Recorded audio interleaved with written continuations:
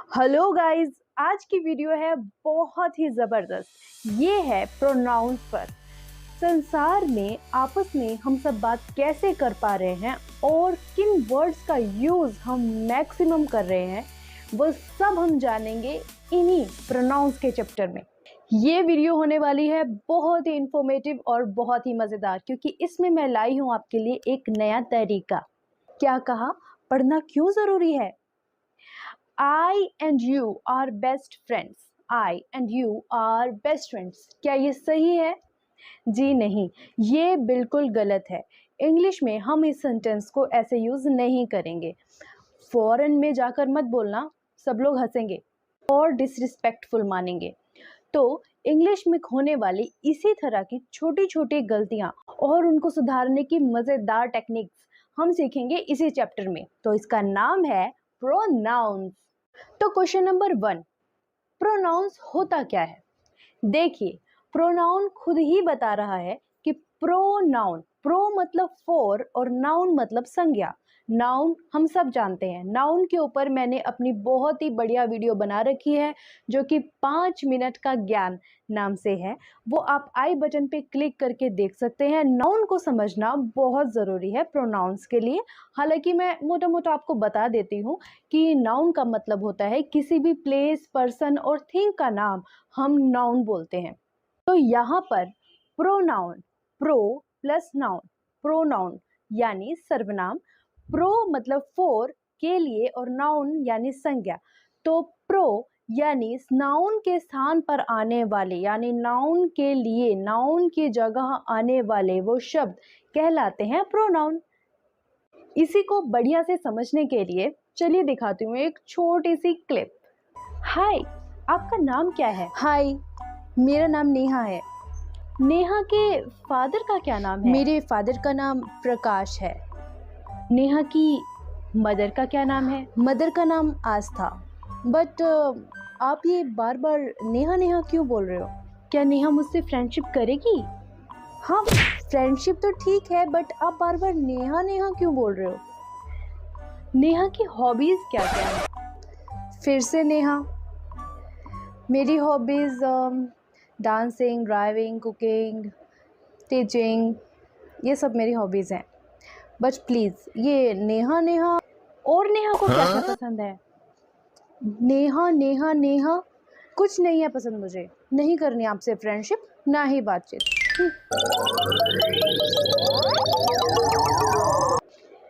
अरे भाई, नेहा तो नाराज़ हो गई।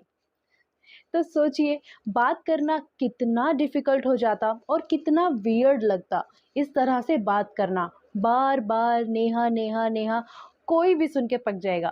या फिर किसी का भी नाम आप बार बार लेंगे तो कन्वर्स करने में इतना बड़ा नाम ठीक नहीं लगता और ये बहुत ही अजीब होता है। इसीलिए हम लोग आपस में मैं, तुम, वह, यानी कि I, you, he, she, it, we, they, इन सब का इस्तेमाल करते हैं। तो ये हैं हमारे हीरोज, सुपर प्रोनाउंस। अब मैं आपको इनके बारे में क्यों बता रही हूँ, चलिए एग्जाम्पल देखते हैं। एज्यूम करते हैं एक लड़की है Rani. Rani is a hard working girl. Rani has a scooty. Rani is graduate.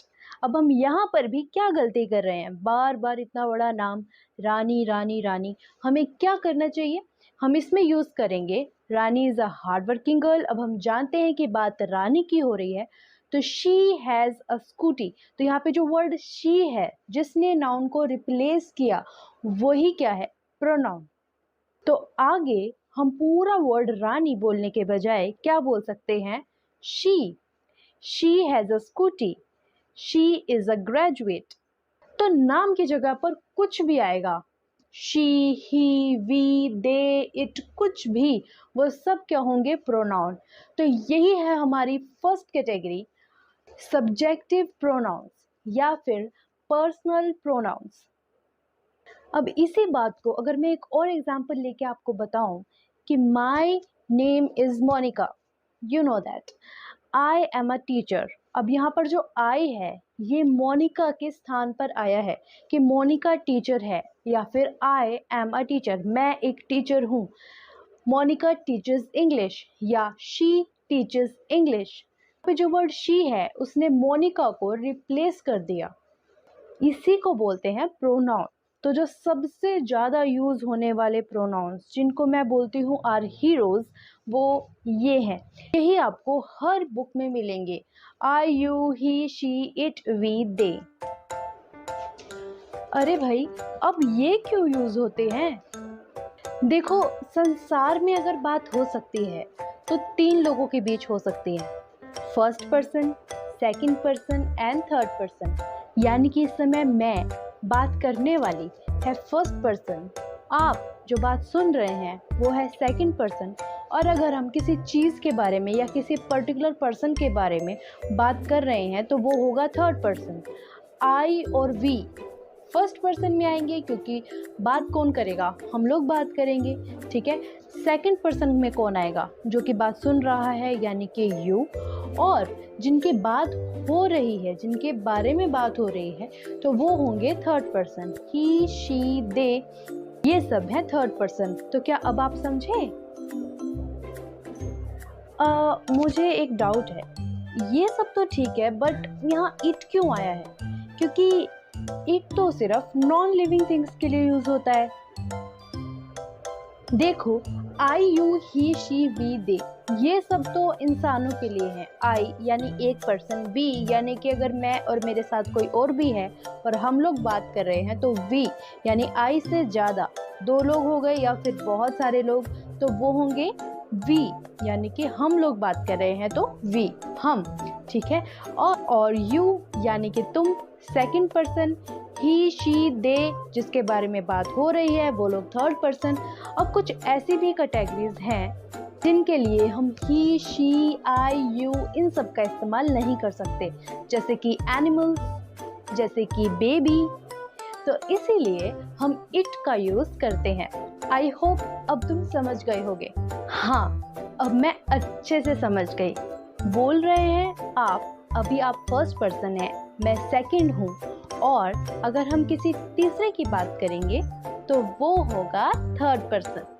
तो चलिए अब बात करते हैं उस मिस्टेक की जो मैंने वीडियो के शुरू में ही आपको बताया था कि I and you are best friends. ये क्यों गलत है? देखिए, English is a gentleman's language. ये अगर कोई पॉजिटिव काम होता है तो हम सबसे पहले दूसरों का नाम लेंगे, उसके बाद अपना। जैसे कि इसमें I and you are best friends, यहाँ पर you and I are best friends होगा। अगर बात कोई 3 लोगों की है, for example I, you and she are best friends, तो सबसे पहले सेकंड पर्सन यानी कि यू, थर्ड पर्सन फिर she, and then first person यानी कि I. You, she and I are best friends. इसको मैं कहती हूँ 2-3-1 रूल। तो आप हमेशा ये 2-3-1 रूल याद रखना। हमेशा जब भी कोई पॉजिटिव काम होगा तो सबसे पहले second person, then third person और फिर फर्स्ट पर्सन आएगा। लेकिन यहीं पर अगर कोई काम नेगेटिव है, जैसे कि एग्ज़ाम में फेल हो गए, तो फिर हम लेंगे सबसे पहले अपना नाम। You, she and I are going to fail in exam. ये स्टेटमेंट है बिल्कुल गलत। इसमें हम सबसे पहले लेंगे अपना नाम। इसमें चलेगा रूल नंबर 1 2 3। 1 2 3। 1 यानी आई, 2 यानी यू, 3 यानी she. I, you and she are going to fail in the exam. इसका यदि मैं एक और एग्जाम्पल आपको लेकर बताऊं कि जब भी कुछ नेगेटिव बात होगी तो सबसे पहले first person, then second person और उसके बाद third person. I, you and she will fight with each other.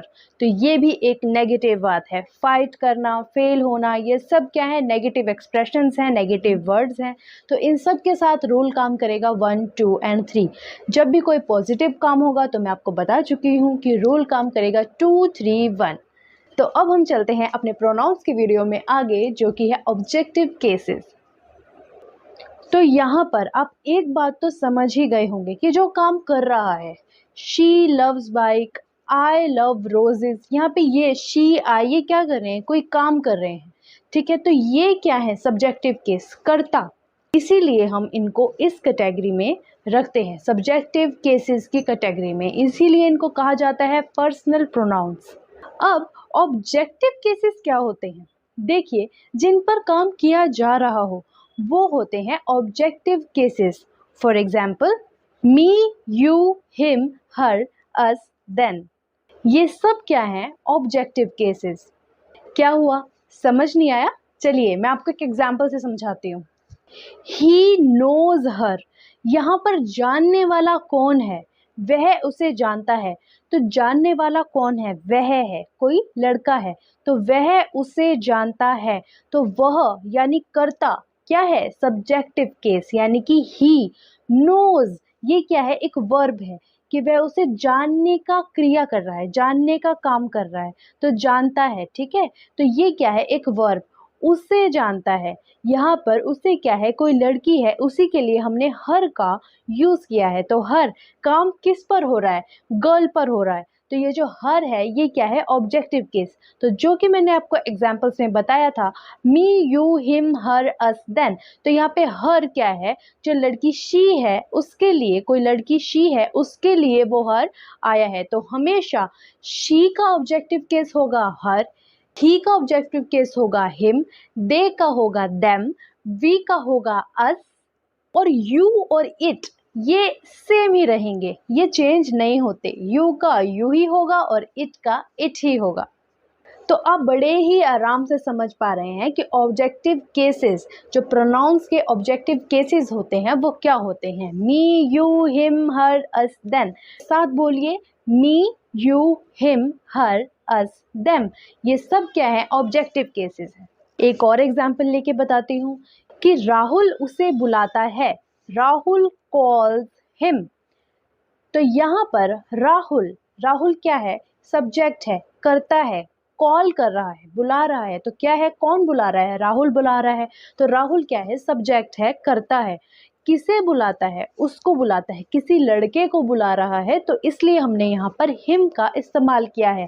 याद है मैंने बताया था कि ही के लिए इस्तेमाल होगा objective case him.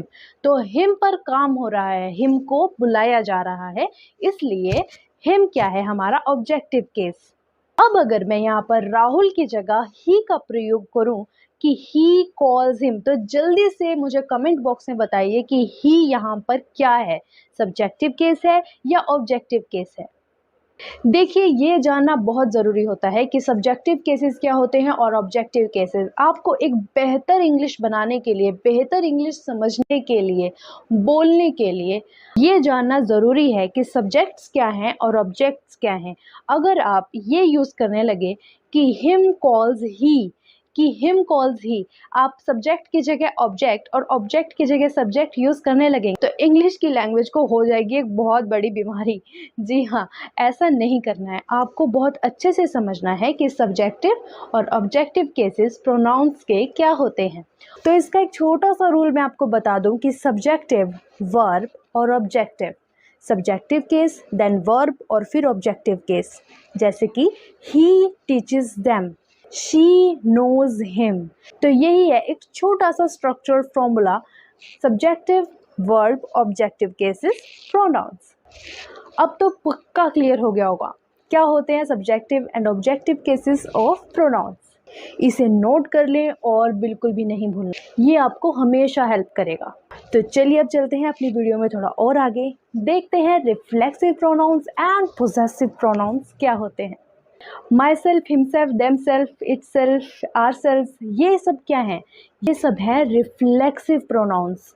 Mine, yours, his, hers, theirs, ours, ये सब क्या हैं? ये हैं पोजेशन, जो कि दिखाते हैं कि मेरी कोई चीज़ है, पोजेशन है, उसको दिखाने के लिए यूज़ करते हैं पोजेसिव प्रोनाउंस। तो जैसा कि मैंने आपको बताया, पोजेसिवनेस यानी पोजेशन, पोजेसिव केस, मालिकाना हक, एक अधिकार। For example, this is my car. तो यहाँ पर माई क्या है? माई यानी मेरी, मेरा, यह मेरी गाड़ी है। ठीक है, तो मेरी, इसका पोजेशन, इसका मालिक कौन है? इसका मालिक मैं हूँ। तो आई के लिए, आई सब्जेक्टिव केस के लिए जो पोजेसिव केस प्रोनाउंस यूज होते हैं वो होते हैं माई। आई के लिए माई या माइन, यू के लिए योर या योर्स, ही के लिए हिज या हिज, और हर के लिए हर या हर्स, वी के लिए आर या आर्स, दे के लिए देयर या देयर्स, और इट के लिए पोजेसिव केस इट्स। अब इस एग्जाम्पल में दिस इज माई कार, माई कौन है, मैं ही तो हूँ, मैं यानी आई के लिए जो पोजेसिव केस होगा वो माई। ठीक है, एक और एग्जाम्पल मैं आपको लेकर बताती हूँ कि दिस इज हिज वॉच, यह वॉच किसकी है, हिज, उसकी है। यहाँ पर जो हिज है ये ही का पोजेसिव केस है, कोई व्यक्ति है ही, उसके लिए हम हिज उसका पोजेसिव केस यूज करेंगे। तो देखा आपने, यहाँ पे ये my, your, his, her, our, theirs, ये सब क्या है, ये सब है पोजेशन, पोजेसिव केस। अब यहाँ पे जो आर्स, यहाँ पे जो एस लगा है, इसके बारे में मैं आपको थोड़ी सी नॉलेज दे देती हूँ। पोजेशन यानी अधिकार। अब देखिए, जैसे राहुल की गाड़ी है तो हम यहाँ पे क्या लगा सकते हैं, Rahul's car, Rahul apostrophe S, car, Rahul की कार। ये भी एक पोजेशन को शो करता है, एक अधिकार को शो करता है। यहाँ पर जो पोजेसिव प्रोनाउंस आप देख रहे हैं, mine, yours, his, hers, theirs, देखिए इन सब की पहचान ये है कि इन सब के साथ डायरेक्टली कोई नाउन नहीं लगता, वो गलत होगा। जैसे आप ये बोल सकते हैं कि माई कार, आप ये नहीं बोल सकते कि mine car. For example, my is a house of 6 rooms, इसमें बताइए गलती क्या है। आप बहुत ही आराम से देख पा रहे हैं कि यहाँ पर माई नहीं होगा, यहाँ क्या होगा, माइन। माई अपने बाद नाउन लेगा, माइन जस्ट अपने बाद नाउन कभी भी नहीं लेगा। तो mine is a house of 6 rooms. And now बात करते हैं रिफ्लेक्सिव प्रोनाउंस की। आई के साथ माई सेल्फ, यू के साथ योर सेल्फ, ही के लिए काम करेगा हिमसेल्फ, शी के लिए हर सेल्फ, आर के लिए आर सेल्फ या आर सेल्व्स, देम के लिए देम सेल्फ या देम सेल्व्स, इट के लिए इट सेल्फ। माई सेल्फ का मतलब आप सब बहुत अच्छे से जानते हैं, यानी कि मैं खुद ही, I will do it by myself, मैं ये खुद ही कर लूँगा, तो खुद ही के लिए माई सेल्फ।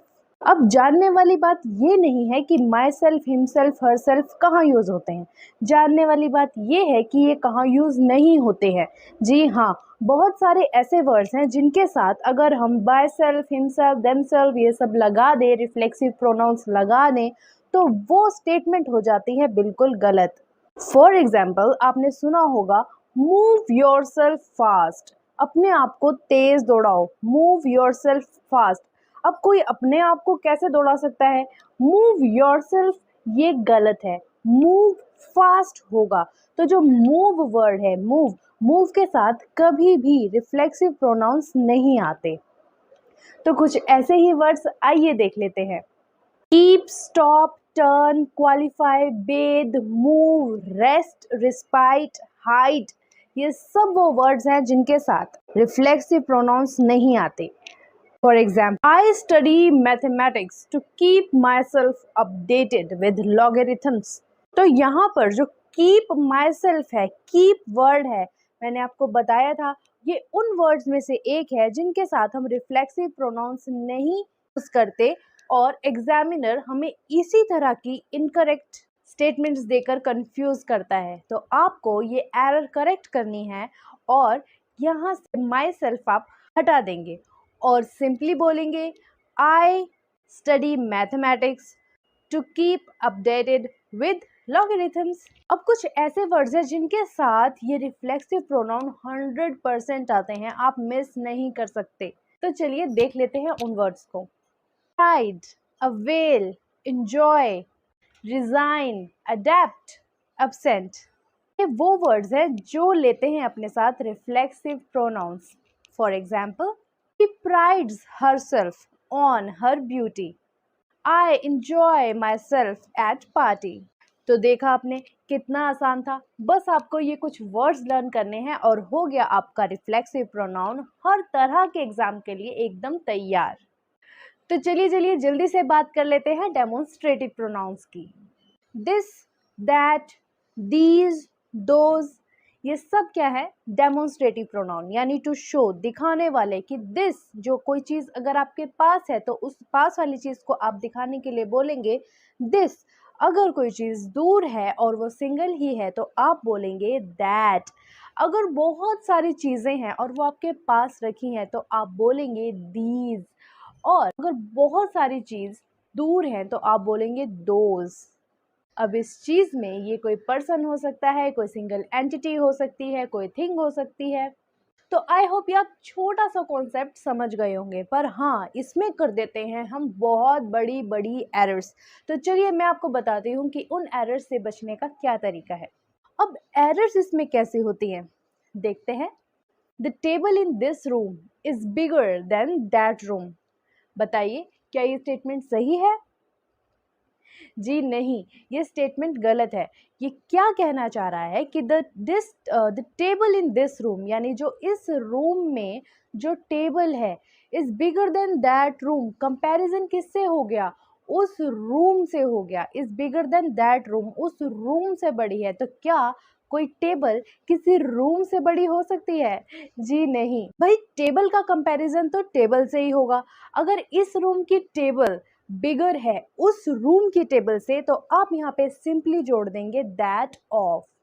तो करेक्ट करके लिखें, the table in this room is bigger than that of that room. तो यहाँ पे जो दैट ऑफ वर्ड जोड़ा है, ये दैट ऑफ वर्ड एक कंपैरिजन में टेबल का टेबल से इसी चीज़ में ये हेल्प करेगा। तो लोग इसी चीज़ की मिस्टेक कर देते हैं। तो चलिए मैं आपको इसको एक और एग्जाम्पल से समझाती हूँ। The clip in my shirt is bigger than your shirt. तो अब बताइए, क्या ये स्टेटमेंट सही है? आप आराम से जान पा रहे हैं कि ये स्टेटमेंट बिल्कुल गलत है, क्योंकि हमने क्लिप का कंपैरिजन किससे किया? शर्ट से। The clip in this shirt is bigger than your shirt. तो इसीलिए हम यहाँ पे क्या जोड़ेंगे? That of. कैसे? Clip in this shirt is bigger than that of that shirt. I hope आप ये कॉन्सेप्ट भी समझ गए होंगे बिल्कुल आराम से, क्योंकि आप सब भी हैं बहुत intelligent. I know my viewers, you are all very intelligent. Please, अगर आपको कुछ भी ना समझ में आए तो आप मुझे कमेंट करके ज़रूर बताइए कि आपको इस चीज़ में प्रॉब्लम आई है, मैं उसको दोबारा एक्सप्लेन करूँगी। तो चलिए अब आ जाते हैं अपने लास्ट कंसेप्ट की तरफ, जो कि है रिलेटिव प्रोनाउंस। रिलेटिव प्रोनाउंस 3 तरह के होते हैं, हु, विच और दैट। हु में हम यूज कर लेते हैं हु, हुम, हुएवर। विच में विच एवर। दैट को हम दैट में ही यूज करते हैं। ये तीनों रिलेटिव प्रोनाउन क्यों कहलाते हैं? देखिए, रिलेटिव मतलब रिलेशन, मतलब कुछ शो करना, कुछ कनेक्शन शो करना।